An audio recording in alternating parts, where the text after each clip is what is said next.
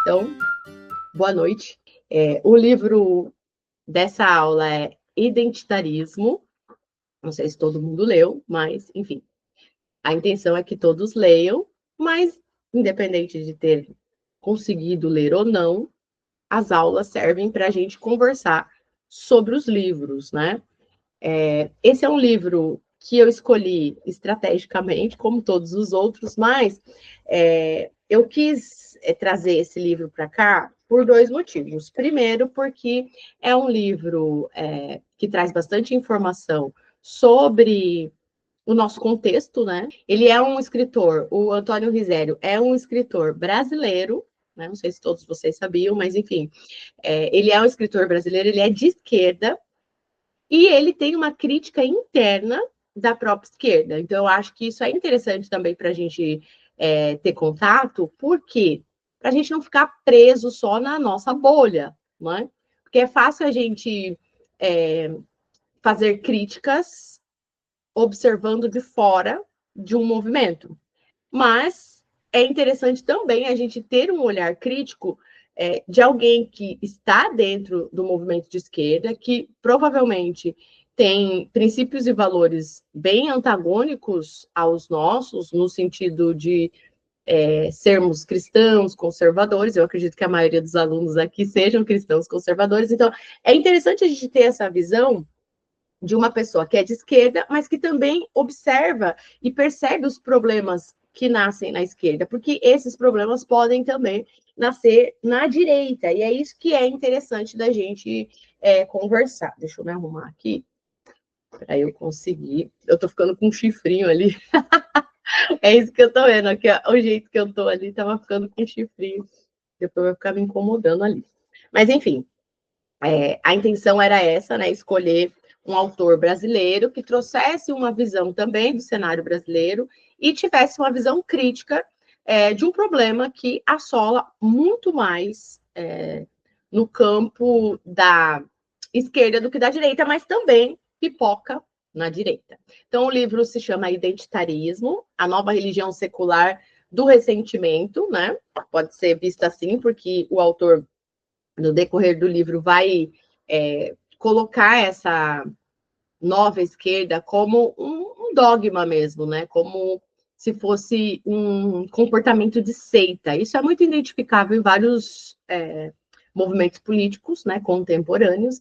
Não sei se vocês tiveram acesso ao livro novo que a Ana Campanholo lançou e que eu participei, que eu escrevi um capítulo aqui, que é o Não Existe Cristã Feminista. E justamente o capítulo que eu escrevo aqui nesse livro, que é o capítulo 5, sobre teologia feminista, eu faço essa abordagem a partir do ponto de vista de observar os movimentos políticos como um movimento dogmático, ou seja, ele assume características de uma religião, né, mas de uma religião secular. E aqui eu coloco uma religião sem Deus. É mais ou menos a abordagem que o autor vai fazer, mas o autor, obviamente, não tem uma visão crítica a partir do ponto analítico cristão, porque ele não é cristão, ele é de esquerda. E ele é ele é baiano, né? Ele, inclusive, participou, gente, das primeiras campanhas diretas do Lula. Ele escreveu o discurso, se eu não me engano, foi do primeiro, vou até confirmar aqui, do primeiro ou do segundo mandato dele, do Lula. Ó, aqui, ó. Ele foi o responsável por escrever o discurso de posse do primeiro mandato do Lula, 2003. Então, veja, ele de fato é de esquerda. Mas no livro, logo nas primeiras linhas ali, na introdução, ele já deixa claro que ele é contra o lulopetista, né? O lulopetismo, né? Por quê? Porque ele não se vê como um lulopetista, e nem como um petista especificamente. Ele é um autor de esquerda, ele é um intelectual, e ele é mesmo, de fato, tá, gente, um intelectual, porque a abordagem dele é uma abordagem bem analítica, crítica, acadêmica. Ele não é um militante político. Isso é legal também, que nos primeiros escritos aqui na introdução, né, que ele nem chama de introdução, é que eu não quero desmarcar aqui de onde está. Ó, vamos ver aqui. Geralmente a introdução do livro, ela vem fazendo um resumo, né, do que tem no livro e tudo mais. E aqui ele coloca como palavras preliminares, né? E ele diz que usa esse espaço não para fazer um resumo do que tem no livro, mas meio que para abordar questões que ele não abordou no decorrer dos capítulos. E uma das coisas que ele deixa claro é essa crítica ao lulopetismo, assim como ao bolsonarismo em si.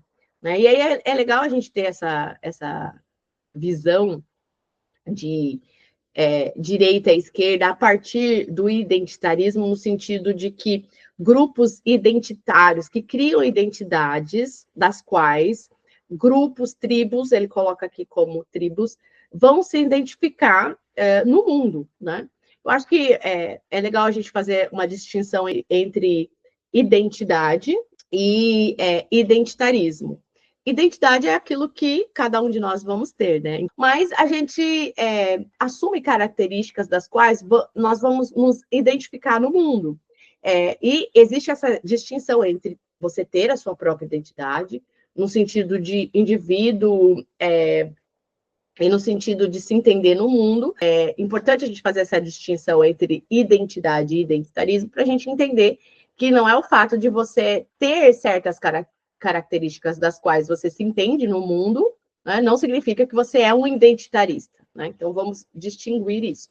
Então, a identidade, por exemplo, eu sou uma mulher, eu sou cristã, eu tenho uma etnia, eu sou mestiça, e aqui no livro a gente vai falar sobre isso. O autor pontua essa questão da mestiçagem, que a militância identitária negra, ela exclui essa questão da mestiçagem brasileira. E isso é um ponto importante para a gente discutir, e a gente vai falar um pouquinho mais para frente. Mas, enfim, eu sou mestiça porque eu sou filha de uma mãe branca com um pai negro. Então, eu nasci mestiça, né? Não tem como eu não ter nascido mestiça. Então, existe essas formas de se identificar como indivíduo dentro de uma sociedade. Então, eu sou uma mulher, eu sou mestiça, eu sou cristã. São pontos dos quais eu posso incluir na minha identidade.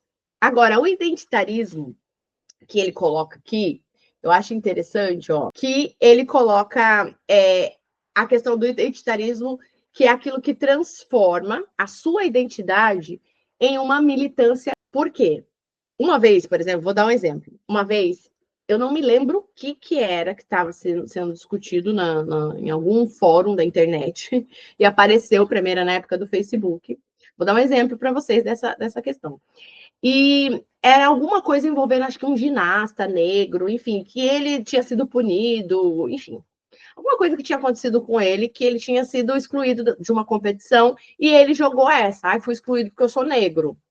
Só que não tinha nada a ver com o fato dele ser negro. Só que automaticamente essa militância identitária, né, tomou as dores daquele rapaz e, independente de ser de fato um ato racista, um ato que ele estava sendo excluído de uma competição por ser negro, não era isso, era uma infração que ele havia cometido, mas ele jogou o fato, estão fazendo isso porque eu sou negro, e não era. E virou aquela histeria coletiva, e eu lembro que eu fiz um comentário, não lembro o que, faz muito tempo, mas eu me lembro da reação das pessoas, elas começaram a reagir contra mim de uma forma extremamente absurda, assim, eu virei um monstro de repente, porque eu me posicionei contra aquilo. Sei lá, eu falei alguma coisa em torno do fato de que as pessoas não podem usar a sua identidade, né? Naquela época nem se chamava identitarismo ainda, tá, gente?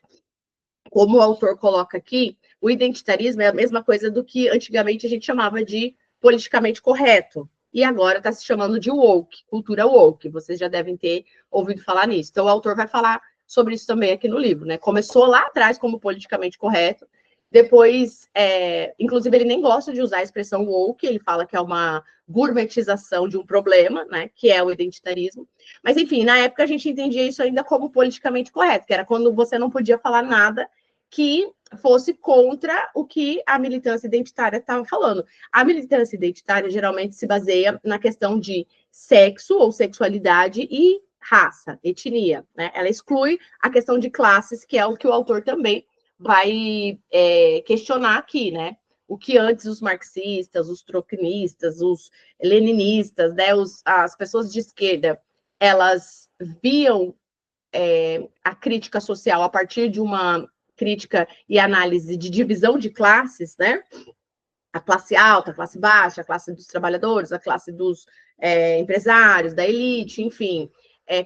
Essa visão analítica de classes, o autor critica que essa nova esquerda excluiu e transformou numa visão de raça e sexualidade. Então, o negro passou a ser o centro do debate, assim como o gênero. Inicialmente era a questão da mulher em relação ao homem, mas isso evoluiu ou implodiu, para falar de uma forma mais correta, e acabou se tornando essa questão do gênero fluido, né? Então, a questão da sexualidade e da raça, da etnia, especificamente do negro, tomou conta do debate. E nessa ocasião, lá atrás, que eu estava dando o exemplo que eu vivi, eu me lembro que, de todo mundo que estava falando ali, eu dei um parecer na contramão do que aquelas pessoas estavam falando. E automaticamente eu passei a ser tratada como um branco opressor. Eu era um europeu, um homem branco europeu, heteronormativo, né?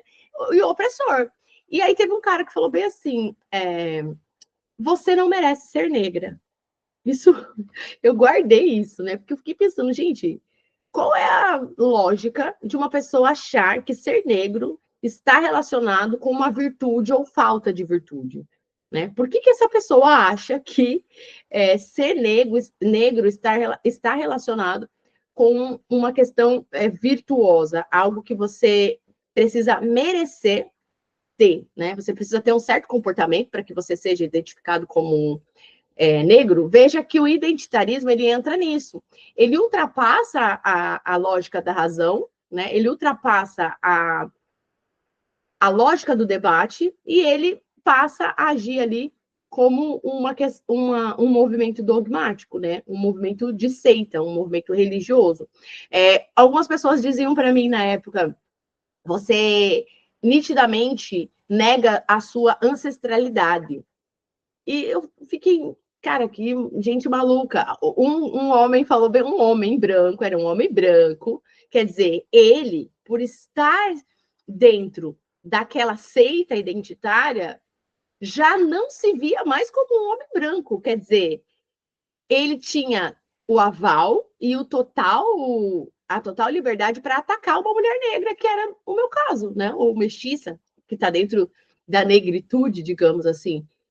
E ele falou: você não merece ser negra. E automaticamente ele falou assim: nitidamente você nega a sua ancestralidade. Eu falei: ué, só porque eu estou discordando desse pensamento, dessa situação que está acontecendo, não significa que eu estou negando minha ancestralidade. Ele falou: não, nitidamente você usa uma base mais clara para parecer mais branca. Olha a loucura. E na verdade eu sempre usei uma base mais escura para eu tentar chegar na minha cor, porque como eu não pego muito sol, que eu acabo desenvolver uma certa alergia de ficar muito no sol, então eu acabo não pegando muito sol. Então, como eu não pego muito sol, minha pele começou a ficar cor de burro quando foge.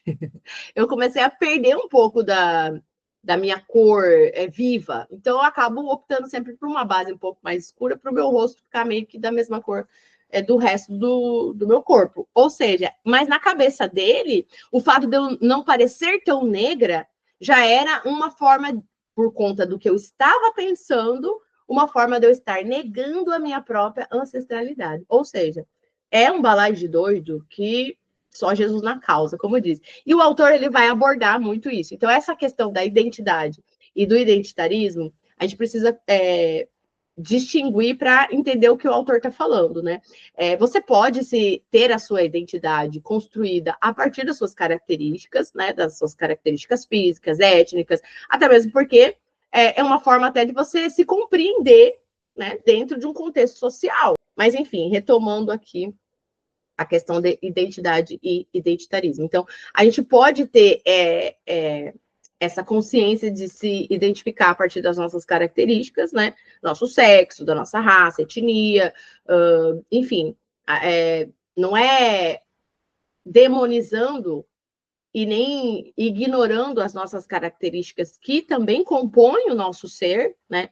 A gente é também composto das nossas características. Então, a identidade, ela é isso, mas o identitarismo é a transformação disso em uma ideologia de militância, inclusive, que atua como a régua do mundo, né? Então, ela se torna punitiva. Aqui no livro, o autor ele vai colocar... ele é bem incisivo na crítica contra o identitarismo, né? E ele vai colocar a questão de que a maneira com que essa militância identitária se comporta lembra muito a maneira com que os próprios nazistas se comportavam. Ele é bem incisivo nisso.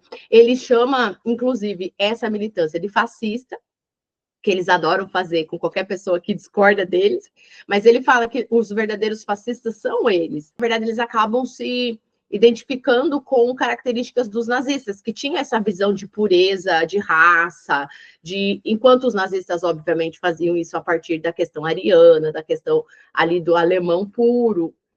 Esses identitários hoje fazem isso a partir do ponto de vista do negro.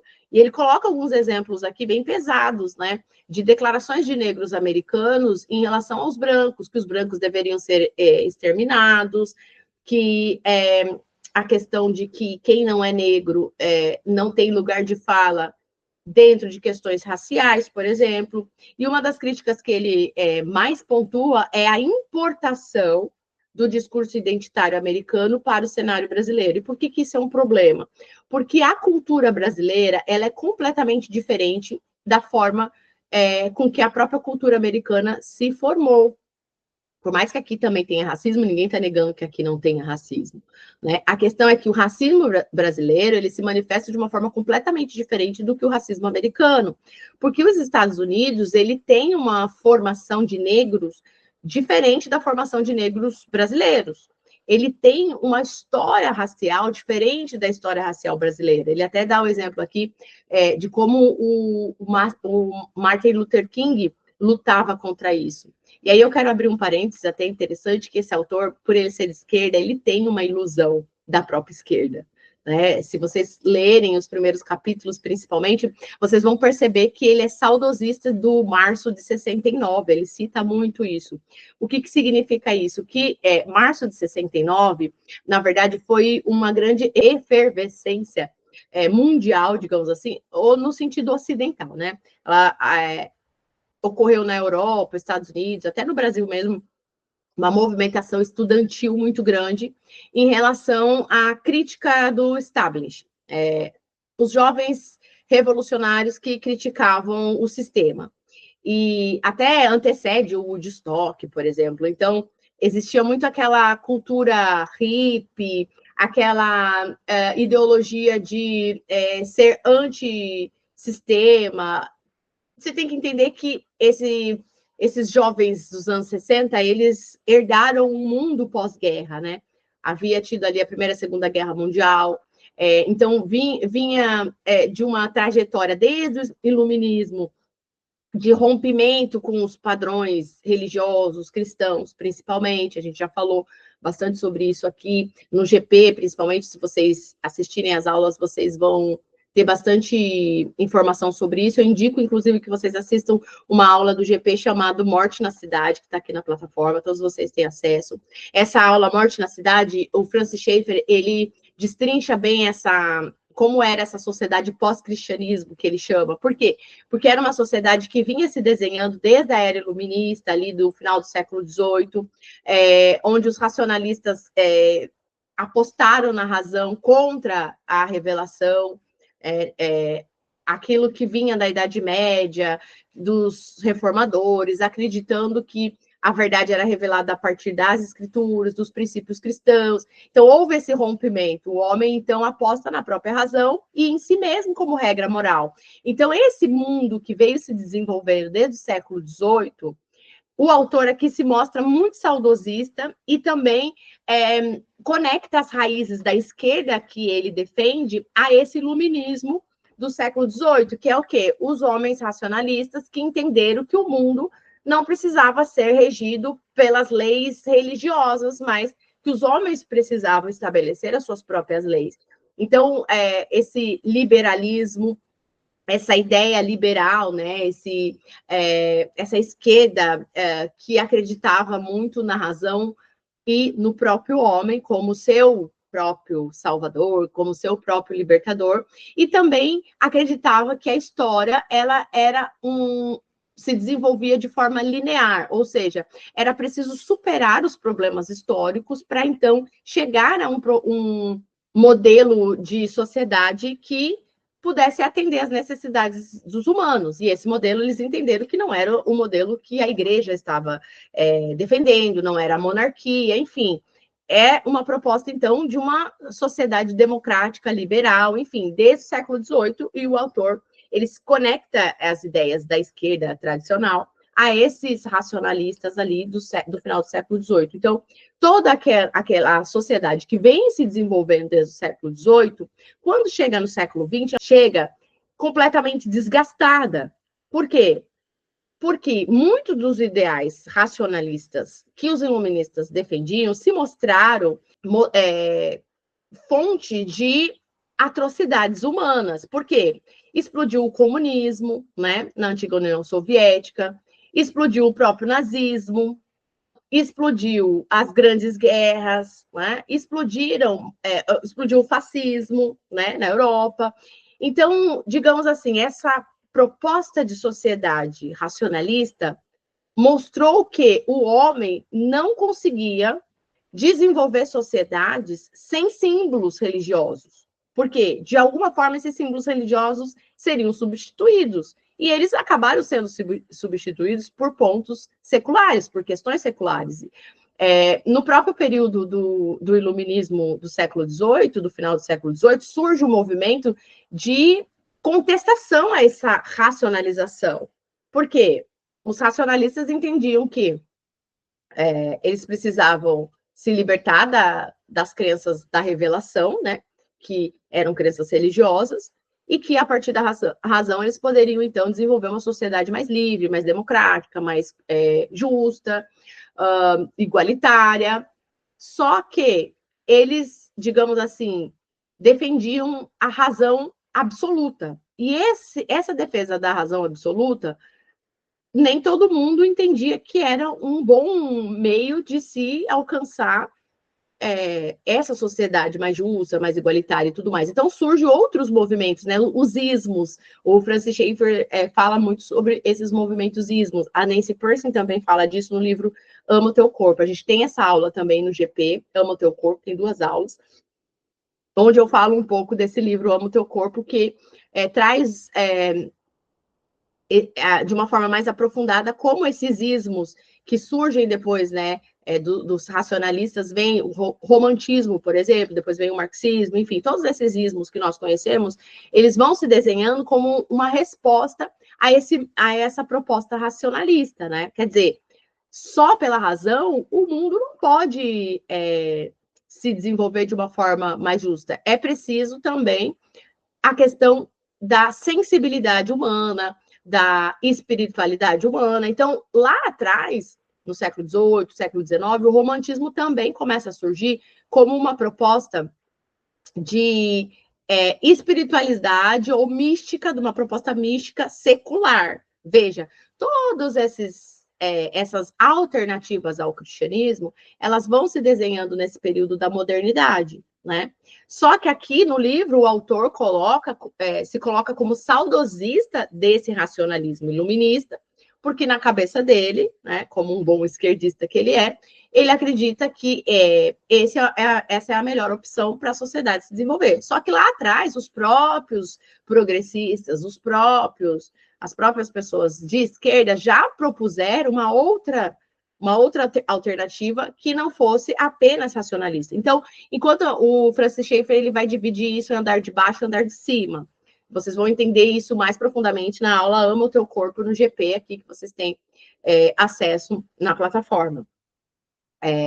E essa explicação do andar de baixo e andar de cima, que o Francis Schaeffer dá para a gente entender como os progressistas pensam e como a gente chegou nos dias de hoje, né? Como a gente chegou em tudo isso que acontece hoje, como a própria esquerda hoje está criticando os excessos da própria esquerda, porque lá atrás, quando os racionalistas lançam essa ideia de que a razão é absoluta, as coisas são objetivas, se não for através das experiências empíricas e científicas, comprovações científicas, o homem não pode chegar até a verdade, esse é o andar de baixo.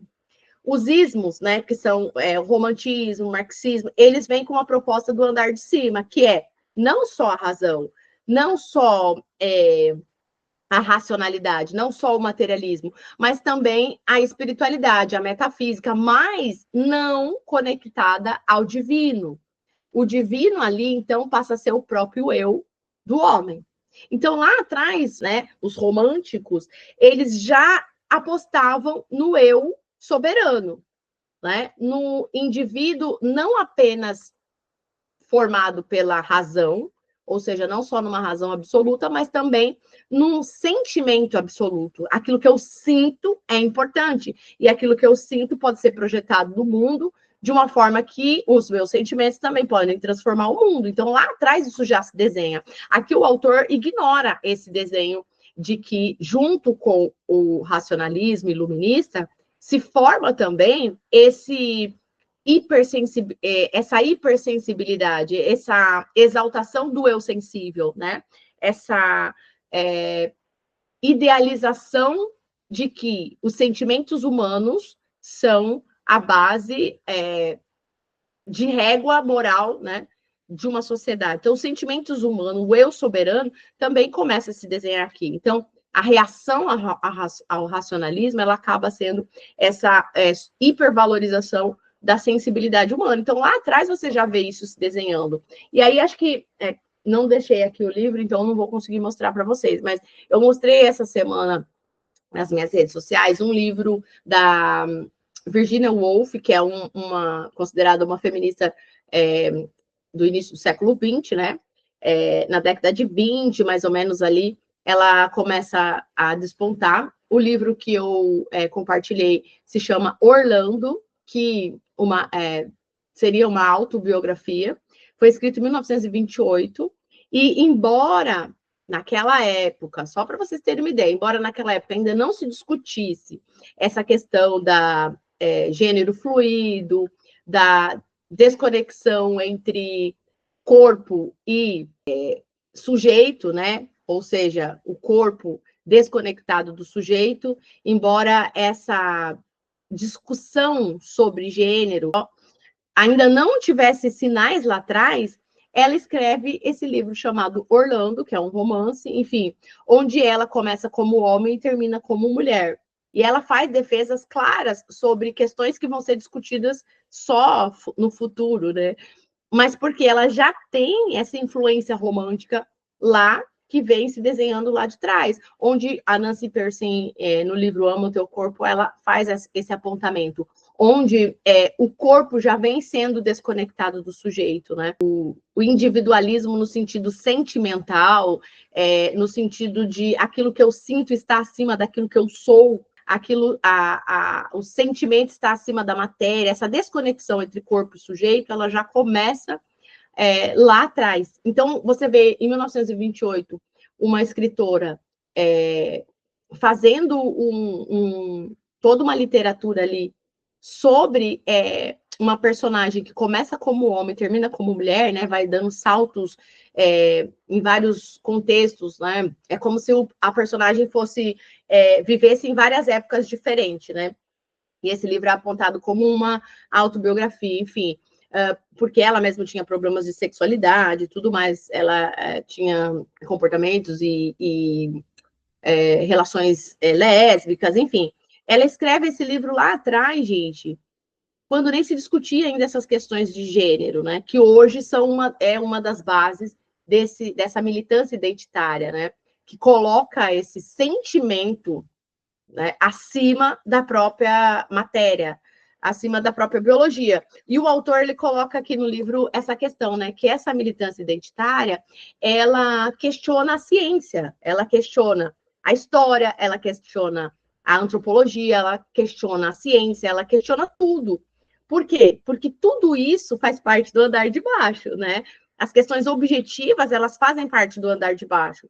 E o que o autor não aponta aqui, não traz para a gente, é que essa militância identitária, ela está no andar de cima desse pensamento secular, que é uma maneira de transcender no aqui e agora, né? Essas pessoas, elas estão buscando algo que nem mesmo elas sabem, é como se elas estivessem em busca de construir um paraíso na Terra. Elas realmente acreditam que é possível viver o paraíso na Terra, né? O comportamento delas é de purificação, entre aspas, social. É como se aquela regra moral que eles trazem, e aí eu lembro mais uma vez a Nancy Pearcey no livro Ama o Teu Corpo, ela fala isso, os secularistas, né, as pessoas que têm a sua visão de mundo baseada nas crenças secular, né, num conjunto de crenças secular,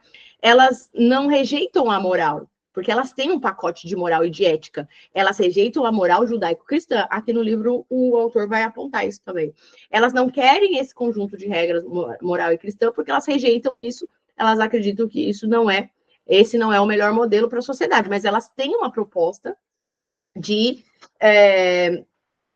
ética e de moral também, né? Só é diferente do judaico-cristão. Então, elas acreditam que elas estão purificando, entre aspas, a sociedade a partir daquele comportamento purificador que elas fazem. Então, esse papo que a gente está tendo aqui é extremamente discurso de ódio, né? É extremamente antiquado, é considerado discurso de ódio. Por quê? Porque não colabora com a narrativa que eles acreditam.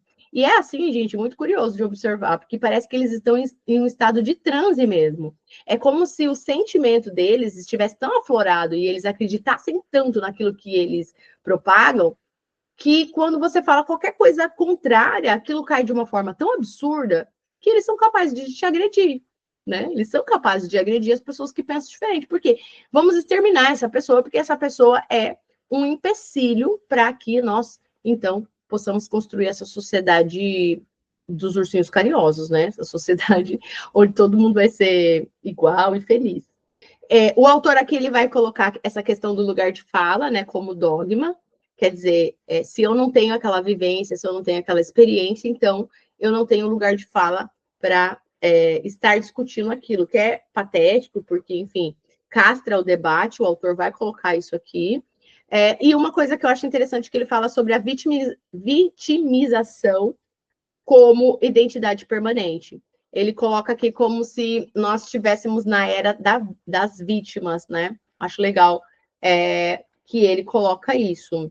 Ele faz uma crítica também à ocupação em massa das universidades, isso é legal, acho legal que ele fala aqui no livro, porque a gente vive aqui no Brasil uma era de diplomados, né? Não sei se vocês têm experiência acadêmica, mas é muito curioso quando você vai fazer uma revisão bibliográfica nos trabalhos publicados, é assustador, porque, primeiro, que a qualidade é baixíssima, né? A capacidade de articulação, de construção de texto, enfim, é péssima. E o excesso de militância nos assuntos, ao invés de estarem conectados com questões reais, problemas reais, é muita militância e muita repetição desse discurso identitário. Então, é assustador o que tem na universidade. E aí, o que ele fala? Ele fala isso, que hoje a universidade brasileira, ela se comporta como um covil, né, de militância. Por quê? Porque ali, você, ao invés de formar intelectuais, você está formando militantes. E os próprios professores atuam como militantes. Veja, é um intelectual de esquerda fazendo essa crítica. E ele, inclusive, fala, né, que o governo Lula, quando esteve no poder, ele incentivou muito essa formação acadêmica. Ele é um iletrado, ou seja, uma pessoa que não tem uma formação, não tem formação nenhuma intelectual, ele é uma pessoa extremamente desconecta de qualquer relação intelectual, ele é um político, né, ele tem atuação prática política, e despreza qualquer tipo de desenvolvimento intelectual.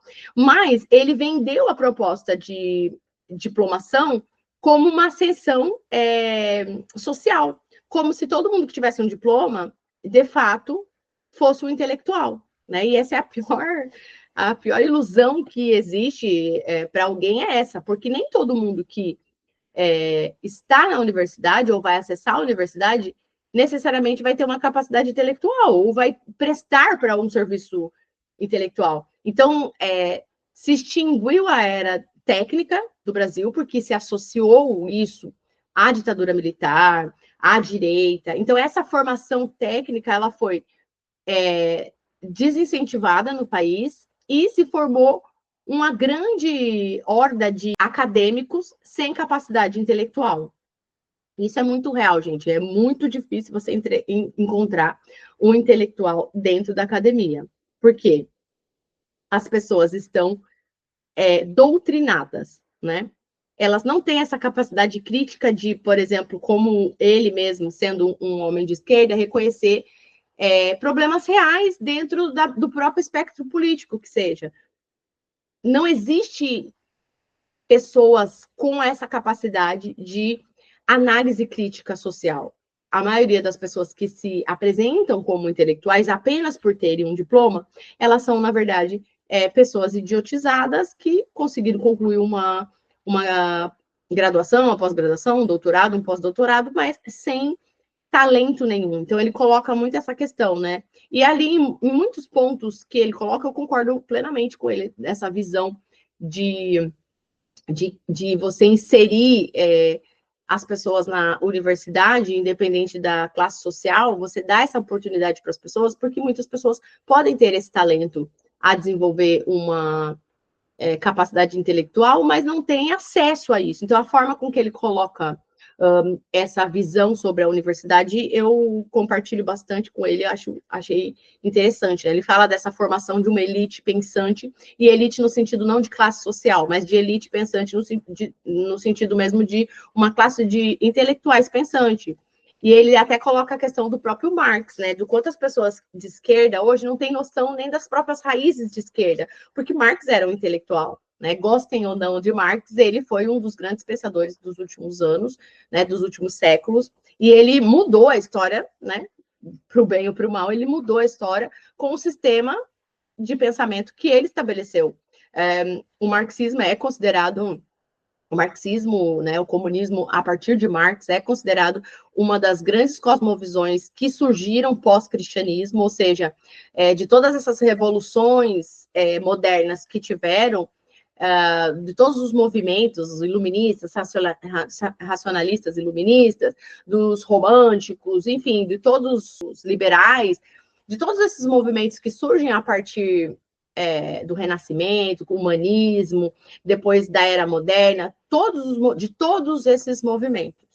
O marxismo é a cosmovisão mais completa que sobrou de tudo isso, e talvez por isso sua força tenha prevalecido até hoje, tenha conseguido se adaptar e enfim, embora tenha sido, né, rediscutida toda a questão estrutural dessa sistemática marxista, ela prevalece, né, esse pensamento socialista, marxista, enfim, comunista, ele prevalece ainda, inspirando muitas pessoas e muitas formas de fazer política. Então, Marx, ele tinha a sua capacidade intelectual, o seu desenvolvimento intelectual, ele dialogou com grandes filósofos, com grandes sistemas de pensamento, ele fez críticas aprofundadas sobre esses sistemas, então ele não era apenas um lunático, né, falando coisas aleatórias como acontece hoje. Então o autor coloca essa questão que a própria esquerda, essa nova esquerda, ela se desconecta das suas raízes de formação intelectual, porque o próprio Marx era um grande intelectual no sentido de ser capaz de desenvolver grandes sistemas de pensamento. Ele faz essa pontuação também.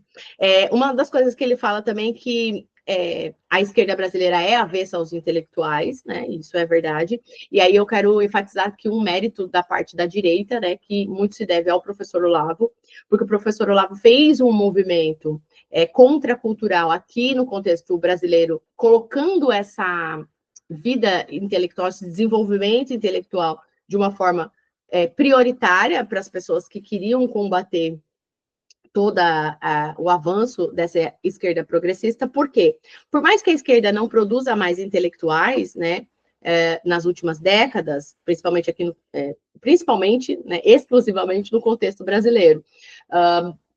Existem alguns intelectuais ainda de esquerda, né, aqui, como o próprio Antônio Risério mesmo, e no mundo também existem pessoas que estão pensando e desenvolvendo trabalhos intelectuais que são de esquerda.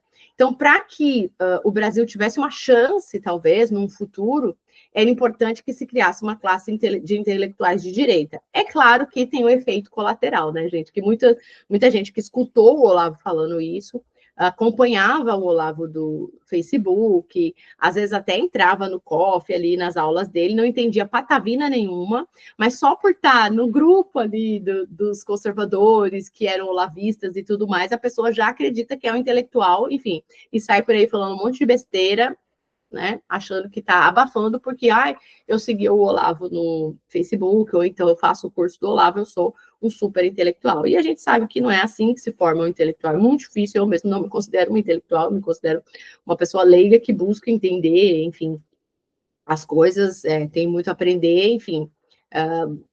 Mas existe esse mérito aí do Olavo em despertar uma direita para que se desenvolvesse intelectuais, né, no cenário brasileiro. E aqui, outra coisa que o Risério enfatiza também é que a militância identitária, ela cria um pensamento fantasioso de que os conservadores são pessoas más. Todo conservador é mau. Na parte da direita tem também em relação às pessoas de esquerda, né? Todo esquerdista é mau, portanto, não pode fazer nada de bom. E vice-versa também. E aqui uma das coisas que ele coloca é que a esquerda identitária, que ele coloca como extrema esquerda, vai classificar todo conservador como extrema direita. Isso aparece na mídia, né, constantemente. Quando se fala de direita, não se fala de direita, se fala de extrema direita. Quer dizer, existe esquerda e extrema direita. E aqui ele coloca que não, existe a extrema esquerda, existe sim uma extrema direita, que é aquela que vai para o tudo ou nada, né? Quer dizer, ela vai às últimas consequências, assim como o identitário. Ela se torna, então, uma reação ao identitarismo absurdo, né? É meio que consequência se formar uma direita também identitária absurda, né? Que se crie dois polos extremos. Mas ele coloca aqui que é importante se desvincular disso, e acho que até um de vocês comentou aqui no início, de que ele fala, né, da direita e da esquerda várias vezes se unir no sentido de chegar a um caminho democrático de conversa, de diálogo, que tenha um bom senso fora desses polos extremos, para que a democracia avance, continue existindo, né? Mas ele mesmo não acredita nisso, né? Porque, enfim, diante do cenário que a gente vive, parece que meio impossível, principalmente pelo STF todo aparelhado, a mídia aparelhada, é muito difícil. Ele mesmo sumiu da mídia, as pessoas praticamente não dão voz para ele. Os espaços onde ele acaba tendo voz são os espaços mais conservadores, mais à direita, veja bem, porque ele perdeu espaço dentro da esquerda. Né? Porque hoje, um cara que sempre lutou contra o racismo, sempre defendeu pautas progressistas, do ponto de vista da esquerda, é tido como retrógrado, misógino, racista, né? Ou seja, aquilo que ele diz em relação às militâncias extremas, identitárias, ele mesmo está vivendo na própria pele, né? Ele mesmo está sendo expurgado da própria esquerda, e quem está discutindo ele aqui somos nós, né? Digamos, que ele já se tornou algo, uma ameaça para a própria esquerda, porque traz uma crítica para os extremos da esquerda. O que a gente precisa aprender com isso é que, estando numa direita conservadora e tudo mais, a gente possa ter essa noção de que, quando se perde o senso crítico, né, a tendência é que todo mundo comece a pensar igual. E existe um perigo aí no pensamento hegemônico, porque ele se torna totalitário. E uma vez que ele se torna totalitário, ele não dá ouvidos às dissonâncias, né? Aos discursos divergentes. E uma sociedade democrática, ela é plural no sentido de ser composto por pessoas diferentes, né? Então, no meio das militâncias extremas, acabam ficando as pessoas que só querem viver as suas vidas, né? Existem homossexuais que não são militantes de esquerda que querem ir na parada gay seminu e transar na rua. Existem essas pessoas que só querem trabalhar. Só que por conta dessa militância identitária, essas pessoas acabam ficando taxadas e acabam se tornando caricaturas, do mesmo modo do nosso lado, digamos, né? Então, ele faz esse alerta para que as pessoas entendam que os conservadores também têm preocupações sociais, eles também se importam com o sofrimento alheio, e a esquerda não escuta isso. E eu acho que a direita também não pode ir para o lado de que todo esquerdista só vai ter coisas péssimas a acrescentar, né? Eu acho que uma democracia ela precisa dos dois polos para ela andar em equilíbrio, mas esses dois polos precisam ser equilibrados para poder equilibrar a balança, né? Senão vira aí esse balaio de doido como a gente está vendo. Então, repetindo, né, o Risério ele vai definir o identitarismo como uma ideologia centrada na identidade de grupo, né? Especificamente grupo racial, especificamente baseado na sexualidade fluida, que está na moda agora. Ele fala que o identitarismo abandona a análise de classes sociais, como a gente falou, ou seja, ele faz a crítica de que aquilo que era uma militância preocupada nas desigualdades sociais, hoje é preocupada em monitorar discursos raciais, que qualquer coisa se torna também um problema, e da questão da sexualidade. Como a gente falou lá daquela questão dos românticos, veja que o sentimentalismo, né, o andar de cima, onde os sentimentos falam mais alto, eles tomaram conta do debate público, né? Hoje, cada particular, eu sempre falo isso, hoje cada particular se sente um absoluto. E quando cada particular se comporta como um absoluto, fica um pouco difícil de chegar a um consenso que seja bom para a maioria ou para todos. Ele coloca aqui que a militância identitária reduz a política à identidade biológica ou cultural, né? Eu tenho uma ressalva do que ele diz, porque eu não acho que os identitários reduzem a questão biológica, até mesmo porque eles não acreditam na biologia. Então, eu acho que eles reduzem mais a uma ideologia fluida da questão sexual, né? E não estão preocupados com homem ou mulher, porque o sexo binário para eles deveria ser extinto, né? Extinguido da sociedade. E aqui ele coloca, como a gente já falou, o identitarismo como uma nova religião secular, né? Com dogmas e tabus. Ele fala que o identitarismo é uma volta ao cientificismo racialista do século XIX. Ele está se referindo aqui ao darwinismo social, que era aquela visão de que a evolução humana passava ali dos próprios negros para o branco. Digamos que esse cientificismo racialista, né, criou o próprio nazismo, criou a própria eugenia, né, e a própria misoginia, que a mulher era vista como um macho inacabado, né, durante muito tempo. A mulher era vista como um ser humano que não havia se desenvolvido plenamente, né? Biologicamente, a mulher estava em falta, né? A própria psicanálise de Freud se estabelece em cima dessa falta do falo na mulher, né? Não no sentido do pênis, mas no sentido de que o falo representa um poder, representa uma significância da qual a mulher, depois mais para frente Lacan vai vir também nessa questão da psicanálise, vai dizer que a mulher, a partir disso, ela não pode existir, né? Porque ela não seria, como o homem, um sujeito universal, né? Como ela é multifacetada, então ela não podia ser um modelo universal de linguagem para estabelecer uma sociedade, né? E aí surgem todas as críticas feministas, concordem com elas ou não, é a partir desses modelos que vão se desenvolvendo aí as críticas da própria esquerda em si, da qual ele é bem saudosista ali, da década de 68, que é quando começa, né, a se institucionalizar todas essas discussões. Veja, desde o final do século XVIII, vem a sociedade, né, os homens, aí, no sentido de sociedade ocidental, ela vem rompendo com a tradição religiosa, né, judaico-cristã, enfim, ela vem rompendo com os modelos que essa sociedade baseada nos princípios morais e éticos judaico-cristãos, que era a monarquia, que eram modelos, né, baseados ali na revelação divina. Então, desde a modernidade, a sociedade vem rompendo com esses modelos, buscando o quê?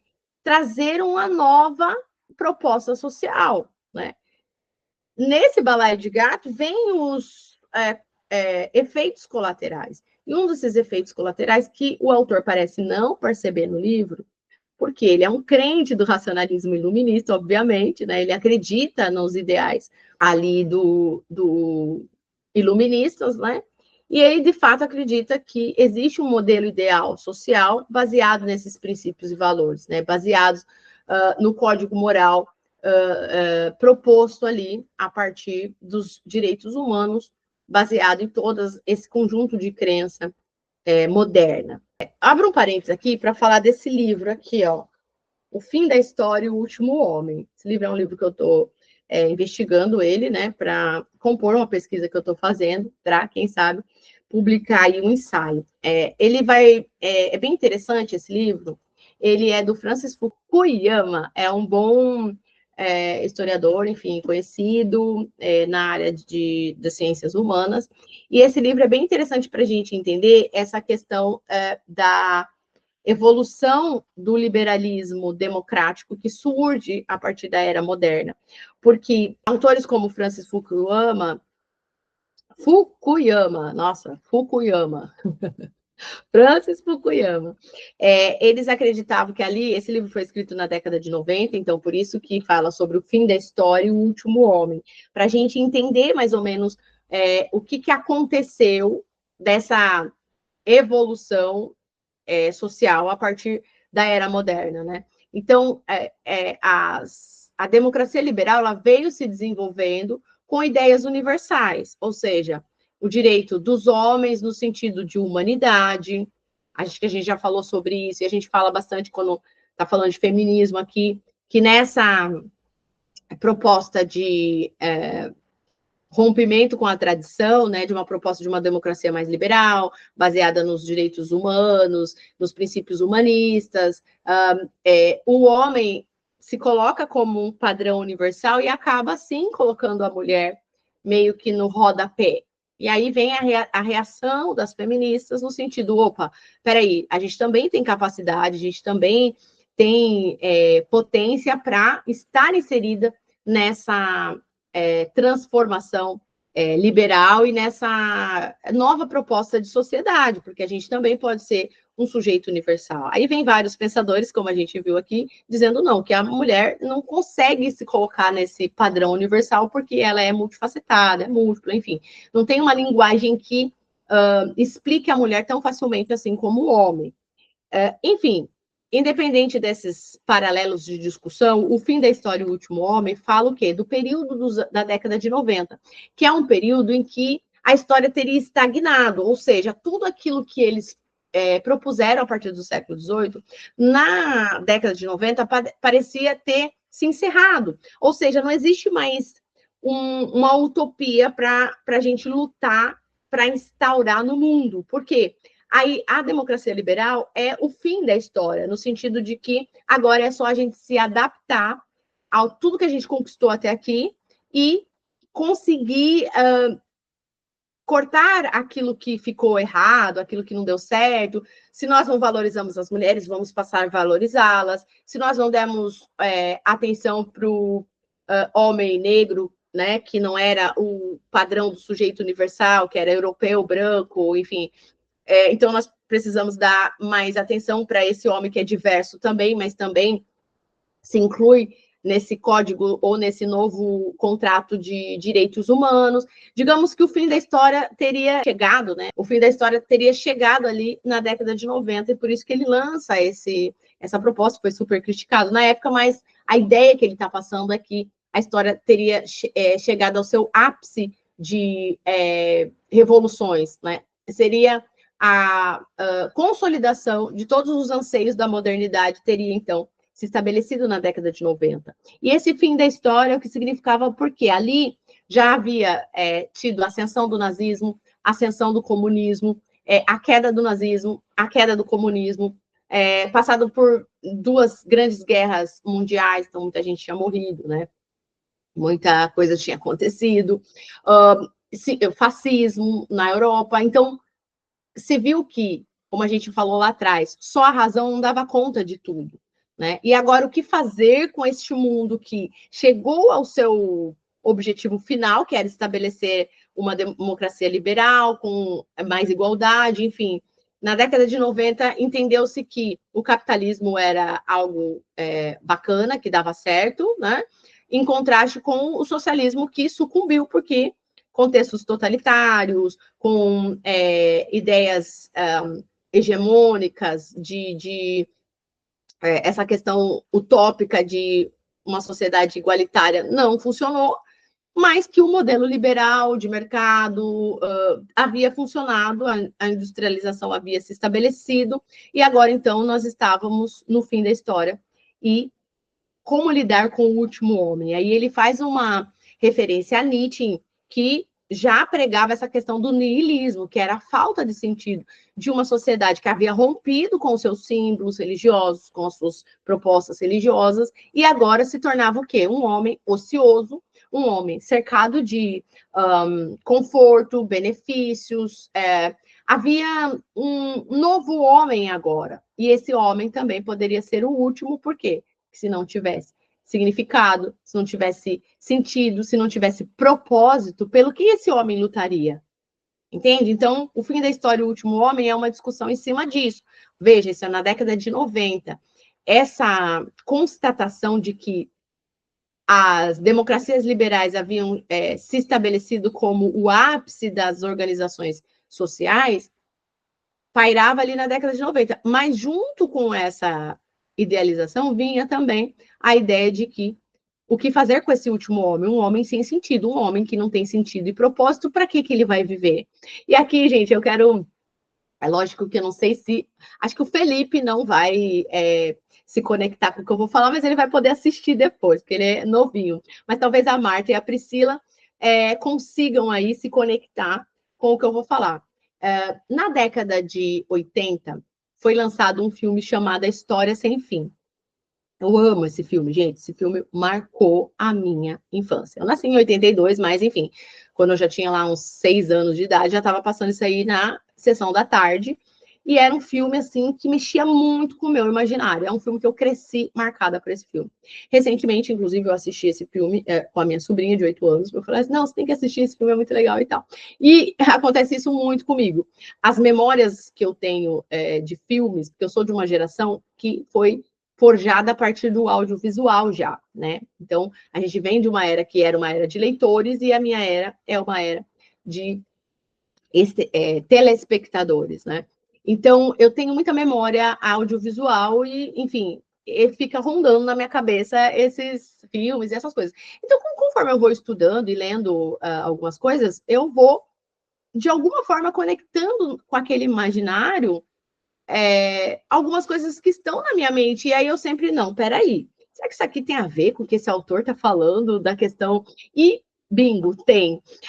Enquanto estava se discutindo o fim da história na década de 90, lá em 78, antes disso acontecer, e aí eu quero chamar a atenção para vocês para algo que o Francis Schaeffer fala. Ele fala o seguinte, que os artistas, eles atuam como profetas da modernidade. É como se eles antecipassem as discussões que a filosofia vai fazer depois. E, uma vez que a filosofia está discutindo, automaticamente isso vai refletir na cultura e automaticamente isso vai influenciar a vida das pessoas. Então, o Francis Schaeffer vê os profetas, os artistas, desde a era do Renascimento, lá atrás, no século XII, ele já começa a dizer que os artistas, eles atuam como esses profetas, antecipando as discussões filosóficas que, consequentemente, vão influenciar a cultura. Então, vocês podem acompanhar mais detalhadamente isso dentro do GP, aqui na plataforma, vocês têm acesso a tudo isso. Tem lá a indicação do documentário E Agora Como Viveremos. Eu sempre falo desse documentário, eu acho que é essencial para todo mundo assistir. Então, dentro lá do GP, aqui na plataforma, vocês vão encontrar acesso a esse documentário do Francis Schaeffer, e ele vai fazer essa leitura desde o Renascimento, mostrando como os artistas sempre tiveram essa visão de presságio das discussões filosóficas. E isso não foge, quando você vai vasculhar, não foge mesmo da realidade em si. E aí, por que eu falei da História Sem Fim, do filme? Porque enquanto lá na década de 90, o Fukuyama estava trazendo uma discussão para o campo sociológico, analítico, antropológico, né, político, histórico, sobre o fim da história e o último homem, lá na História Sem Fim, em 78, quando o livro foi escrito, primeiro foi escrito um livro, né? Veja, em 78 foi escrito um livro, e nos anos 80 foi lançado o livro, o filme da História Sem Fim. Por que o filme tem ligação com isso? Porque dentro do filme, toda a fantasia que está sendo, toda a literatura fantasia que está sendo ali representada de forma imagética, né, no filme e tudo mais, ela já está prevendo o que vai acontecer aqui. Quando ele lança o História Sem Fim, é muito curioso, porque é como se ele estivesse prevendo o que aconteceria quando chegasse ao fim da história. O filme, resumidamente, vou ficar falando aqui do filme, depois se vocês quiserem, vocês assistem, tem na Amazon, vocês podem comprar ou alugar. Eu até comprei esse filme, de tanto que esse filme, ele se conecta, assim, com o meu imaginário, assim. E nesse filme, ele, resumidamente, ele faz o seguinte, é um menino que está com problemas na casa dele, os pais dele estavam se separando, a mãe dele morreu, eu não lembro direito. Mas ele é um menino que ele é perseguido por outros meninos valentões, né, um menino pequeno, e que numa dessas fugas ele acaba entrando numa biblioteca. Mas ele entra para se refugiar naquela biblioteca, ou seja, a biblioteca já não era um lugar comum daquele menino do final da década de 70. E quando ele entra lá, tem um senhor lendo um livro, e esse livro chama a atenção do menino, porque o senhor fala, enfim, você tem que tomar cuidado para ler esse livro, porque esse livro, né, é um livro, enfim, especial, bababá, faz toda uma propaganda do livro, e o livro, ele tem uma imagem, inclusive, que o Jung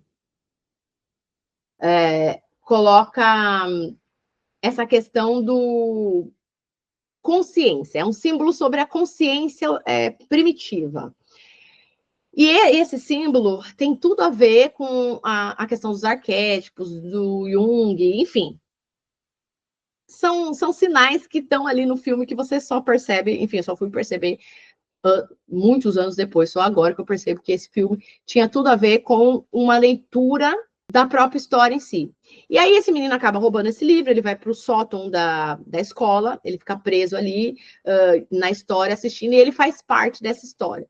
E dentro dessa história é um mundo de fantasia e tudo mais. Existem várias coisas que vão conectando a todas as questões filosóficas que vão ser discutidas depois. Uma delas é o fato de que tem um nada, que é tipo um cachorro preto, bem, bem feio, assim, que ele vai engolir o mundo da fantasia se aquele menino não conseguir cumprir ali uma série de sentidos e simbologias para dar nome à imperatriz criança, que é, enfim, que ele tem que chegar lá através do guerreiro, enfim, são várias coisas que vão colocando a falta de sentido do ser humano, a desconexão com a crença no mundo espiritual, ou seja, todas aquelas características desse último homem aqui são questionadas no filme e no próprio livro História Sem Fim, de uma forma de que se as próximas gerações perderem a fé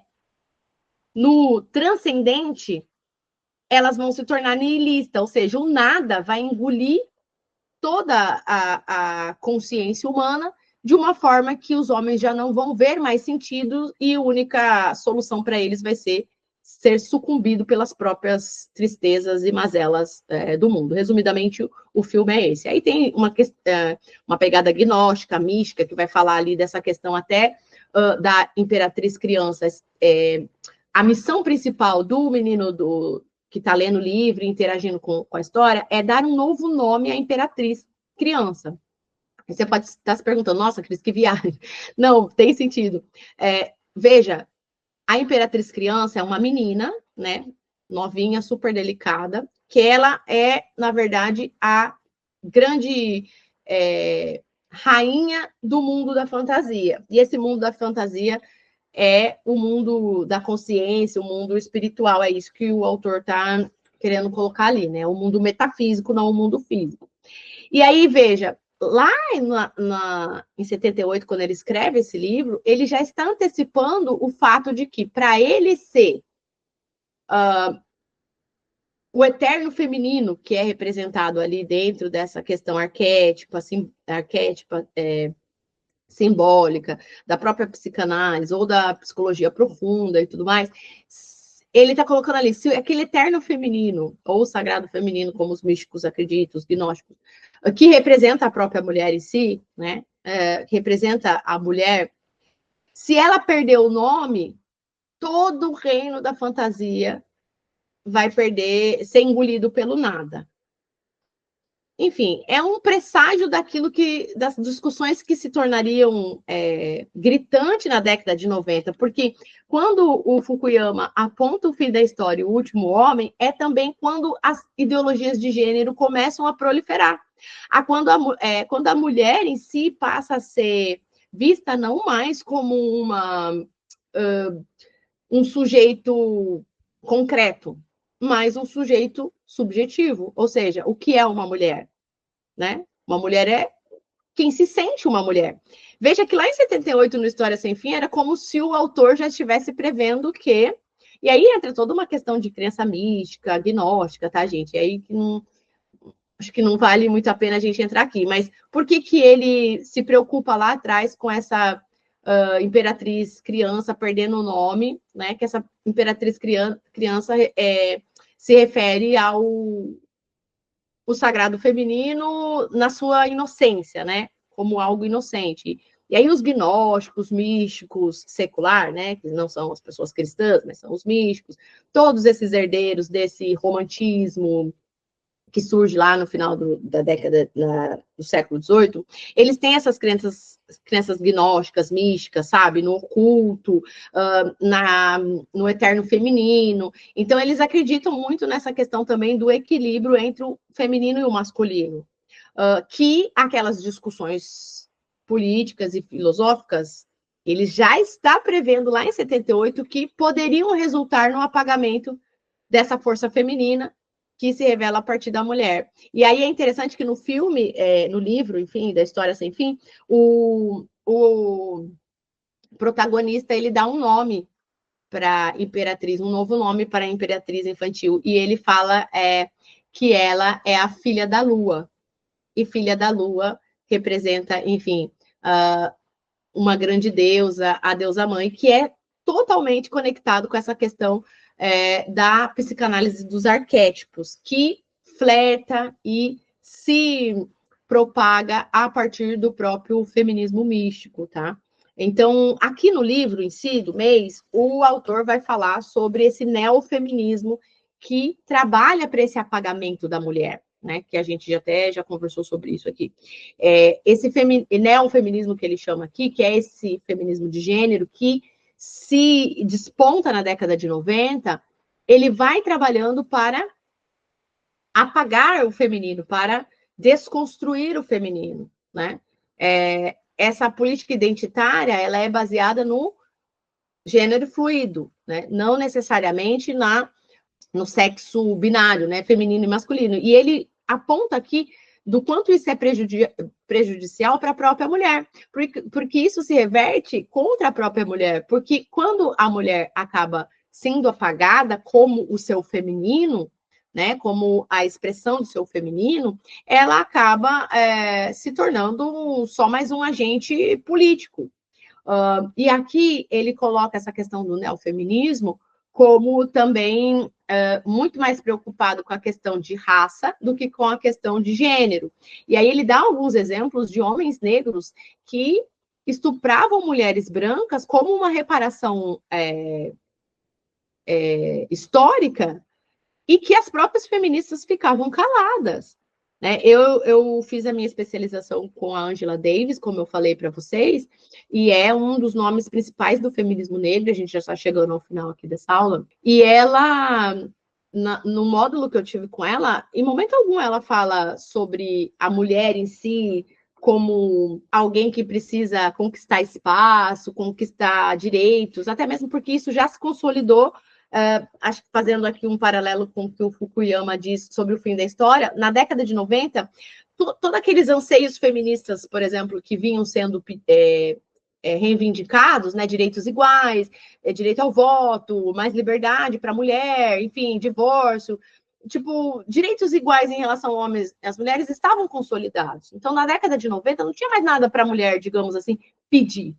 Então, é por isso que o Fukuyama vê ali aquela década de 90 como a consolidação de um fim da história. Não que a história nunca mais ia se desenhar e desenrolar. Tanto é que se desenrolou, se desenhou com esses efeitos colaterais, como o identitarismo, por exemplo. Mas aqui ele não tinha essa visão do que viria depois. Ele tinha a visão de que a história havia se consolidado no sentido político e avanço linear, né? Ou seja, as mulheres tinham conquistado os direitos, havia mais igualdade, os direitos humanos estavam consolidados, as pessoas já tinham uma visão mais ampla sobre democracia, e tinha o problema do último homem, que era esse homem sem sentido, esse homem sem anseio por transcendência, sem desejo.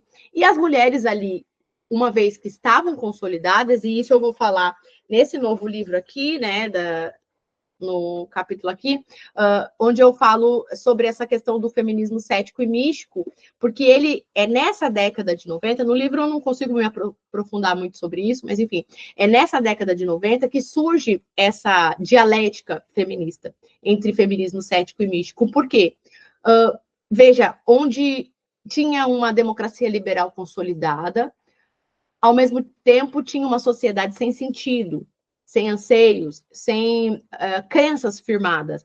O feminismo, ele desponta como essa opção de uma crença.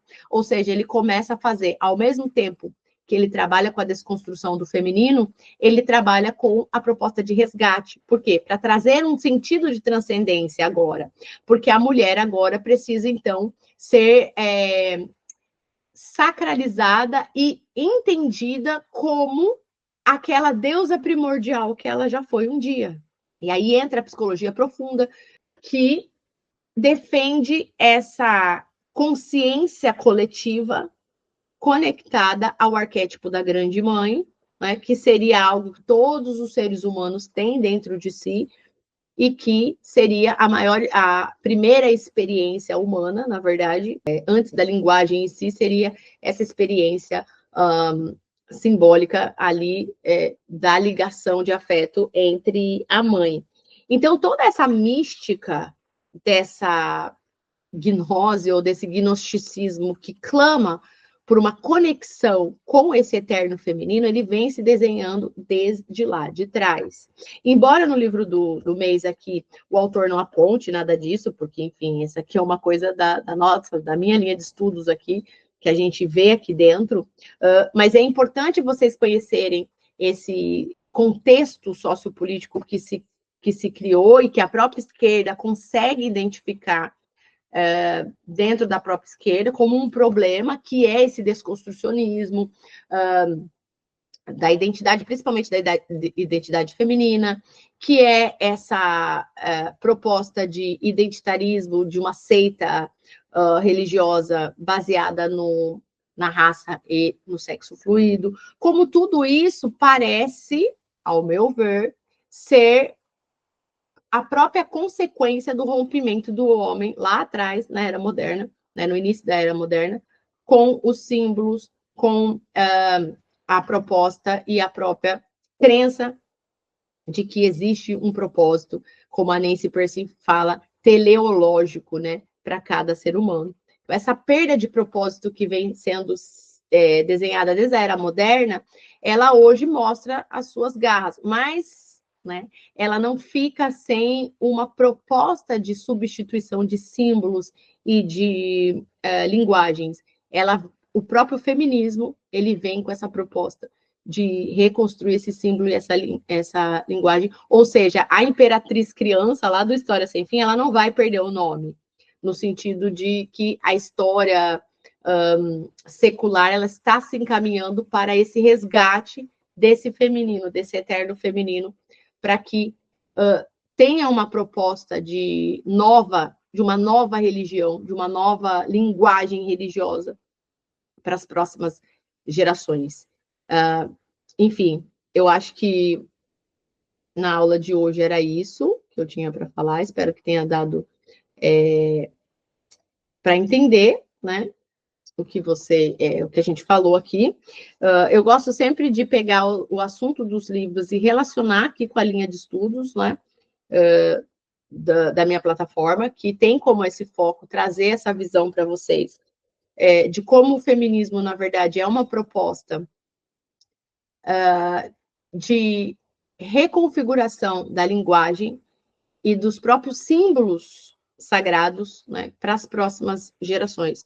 Por mais que o neofeminismo, como o autor coloca aqui, ele trabalhe para desconstruir o feminino, ele não faz essa desconstrução sozinho, porque, ao mesmo tempo, o próprio movimento feminista tem uma proposta de resgatar o feminino e fazer esse resgate a partir de uma proposta sacralizada. E ele não está sozinho nisso. A psicanálise arquétipa, ela vem, através da psicologia profunda, ela vem com essa proposta de reconectar a sociedade, né, que se tornou patriarcal demais, com a consciência coletiva primordial, que eles acreditam que é essa ligação com o arquétipo da grande mãe. Por que isso é extremamente importante da gente discutir? Essa semana eu vi um vídeo da mulher do Jordan Peterson falando sobre o fato de que ela havia sido criada dentro de uma família feminista, né? As mães, as tias, enfim, a avó eram muito feministas e que elas eram meio ressentidas assim com os homens e tudo mais, e que ela tinha já ido numa igreja protestante e tinha sentido falta de figuras femininas. Olha o perigo, gente, olha como as coisas são. E que ela sempre, quando ia fazer prece, clamar, ela clamava em nome da mãe dela, da própria mãe dela. E que depois que ela passou por um período de doença, de câncer, enfim, que ela se reconectou com a religião, ela passou a fazer esse clamor para Virgem Maria. E que ela entendeu, então, que sempre, quando ela clamava a mãe dela, ela estava, na verdade, inconscientemente clamando a Virgem Maria. Por que isso é um problema, gente? A figura de Maria, para nós cristãos, ela é colocada ali com grande importância, sim, né? No enredo da salvação. Mas ela nunca é proposta como uma mediadora de conexão com o divino. Ela é extremamente importante para a trajetória de Cristo, para a consumação do propósito de Cristo na Terra. Mas ela não é proposta para nós por nenhum apóstolo, por nenhum escrito bíblico, por nenhuma ordem divina. Ela não é colocada para nós como uma mediadora, onde nós precisamos, principalmente nós mulheres, precisamos nos conectar para que nós encontremos a nossa feminilidade, ou então consigamos nos conectar com o divino através de uma figura feminina. Isso não é cristianismo, isso é gnosticismo, tá? Então, essa proposta de que é preciso de uma figura feminina para se reconectar com o sagrado, ela não é uma proposta cristã, e a gente precisa tomar muito cuidado com isso. Porque todo desenhar gnóstico das ideologias políticas que funcionam como religiões seculares, né, como alternativas ao cristianismo, como a Nancy Pearcey fala, elas vêm com essa proposta de resgate do eterno feminino. E a figura de Maria, ela é usada de forma desconectada do contexto bíblico.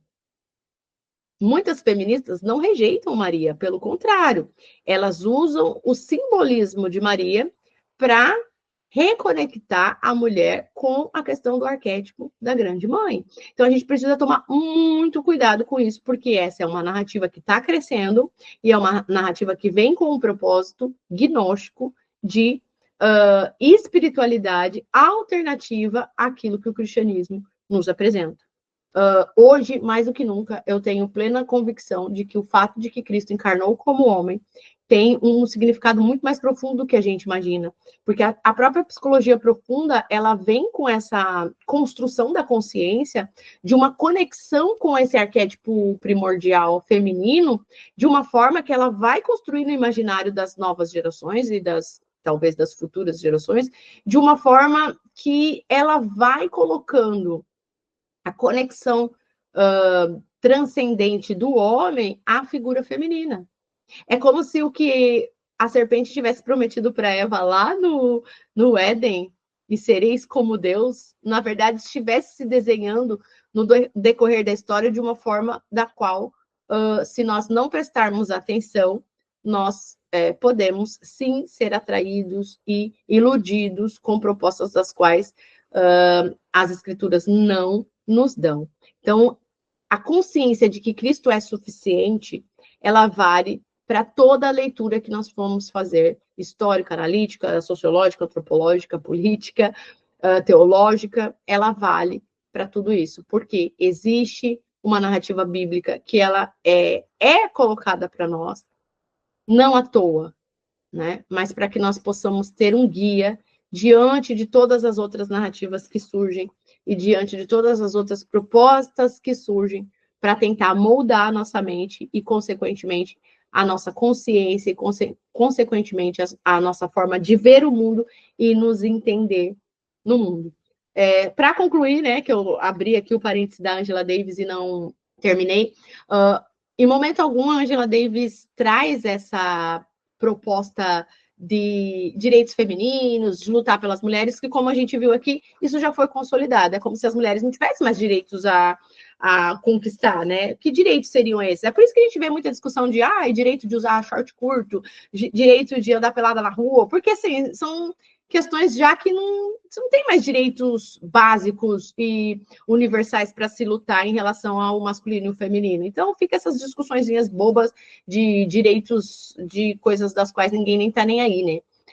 Enfim, você vai ligar se alguém sair pelado na rua? O problema é da pessoa, aquilo ali, né? Enfim, a pessoa vai andar pelada na rua, tá, e daí? O problema é dela, né? Então, assim, arque com as consequências. Então, esses direitos, digamos, que se lutam hoje dentro do feminismo, não tem muito mais propósito e fim. Então, a Angela Davis, ela já vem com uma proposta de discutir a sociedade como um todo. Então, ela faz uma defesa da reforma das prisões, porque tem muitos homens negros, veja o discurso identitário, muitos homens negros presos. Essa é a preocupação dela. Quando ela vai falar de violência doméstica, em momento algum ela fala sobre o fator indivíduo agressivo que agride o indivíduo feminino, o indivíduo masculino que vai agredir o indivíduo feminino, né? A violência doméstica contra a mulher já não é mais um problema de particulares, se torna um problema absoluto. E dentro desse problema absoluto, a mulher já não é tão importante, porque o que ela diz?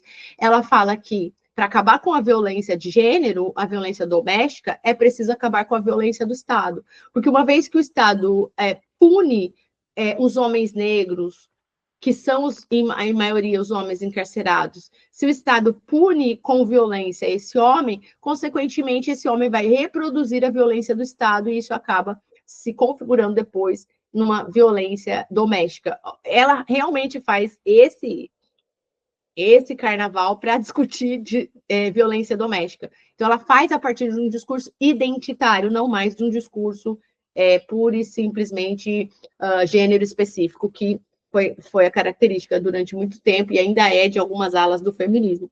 Então, veja como o discurso identitário ele acabou se transformando aí na pauta principal das discussões daqueles militantes mais envolvidos e, enfim, mais engajados aí. Aquele movimento Black Lives Matter, acho que é assim que fala, né? Enfim, vidas negras importam, né? Teve muito isso, muito essa característica, né? De, enfim, as pessoas brancas inquirindo pessoas negras que não se ajoelhavam ali dentro daquele grito que eles queriam dar, né? Pessoas negras foram hostilizadas por pessoas brancas porque não estavam fechando o punho junto ali, gritando o mesmo coro daquele movimento. Então, essas pautas identitárias, elas têm se propagado muito dentro dessa histeria que sobrou do último homem após o fim da história, né? Esse último homem nihilista, sem sentido, sem propósito, e o Yuval Harari vai falar isso também no livro Sapiens, tá, gente? No livro Sapiens ele vai fazer uma análise desse homem sem propósito também, que se tornou aí o homem pós-moderno, né? Que é a nossa geração aí. Então, existem várias discussões paralelas às discussões políticas, que são muito interessantes, muito relevantes, e que a gente pode fazer no decorrer desses estudos. Então, é isso. Eu encerro a aula aqui. Então, é isso. Até a próxima aula, gente.